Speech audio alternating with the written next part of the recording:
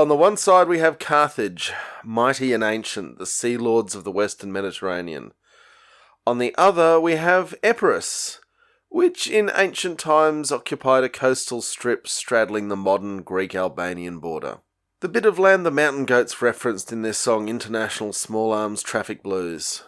Our love is like the border between Greece and Albania, trucks loaded down with weapons, crossing over every night, moon yellow and bright. For most of its history, Epirus didn't amount to much on the world stage, but in an era where Macedonia can conquer the known world, neighbouring Epirus can dream big too. They certainly had the leader for it. Pyrrhus of Epirus is known through the millennia for Pyrrhic victory, bane of dyslexics through the ages, where you win the battle, but with such losses it could lose the war. He wasn't one of the dear doggy, but he certainly ran with that crowd. Ptolemy I put him on the throne of Epirus, and Demetrius Poliorcetes was at times his friend and at others his enemy.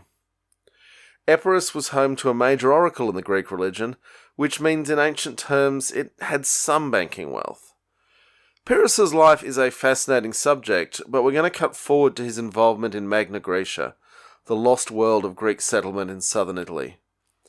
In 280 BCE, he crossed the Adriatic to take on the Roman threat. With elephants that came from the Indian expanses of the new Hellenic world, he fought some battles with some success.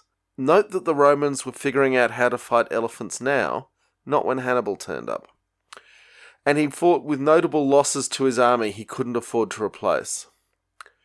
With the benefit of hindsight, when a large pseudo-nation like Magna Graecia turns up asking you to be their leader, it might be worth wondering just how much trouble they're in. No one in Greater Greece wanted the job for themselves? What exactly was going wrong? I have a suspicion the Hellenic explosion in the east had stripped Magna Graecia of manpower. It had certainly depopulated mainland Greece.